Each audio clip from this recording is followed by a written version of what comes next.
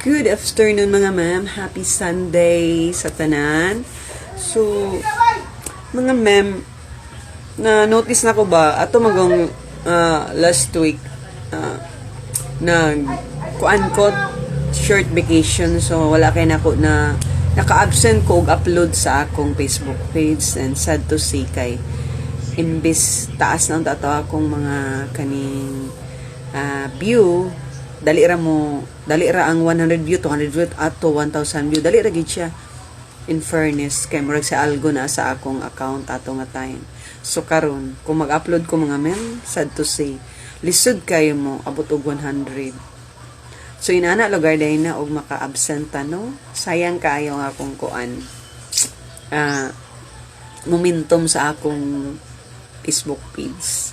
So, wala tayo nahimo. Pero, kagahapon na ay ni kalit og 500 views o 100 views. Pero, napagyapon tong mo upload ko nga kuan siya. Dugay kay siya mo abot og 100. Whereas, atong mga nangaging buwan nga, mupay pag-upload na ko sa video, dali ra kay natingala ko mo pop up na nga 100 views. O, diba? Dali ra kay siya. So, inana, giday na mga mem. Saan taman nga, it's beyond my control. Kaya na magitay nga mula kauta. Nga, dili gid nato makaya nga maka-upload kay as grabe ka busy natay gipang atiman. So muna liha. So I hope nga mobalik na si Algo sa akong house diri sa Facebook page mga ma'am. And once again, have a blessed Sunday sa tanan mga ma'am. Babo for a while.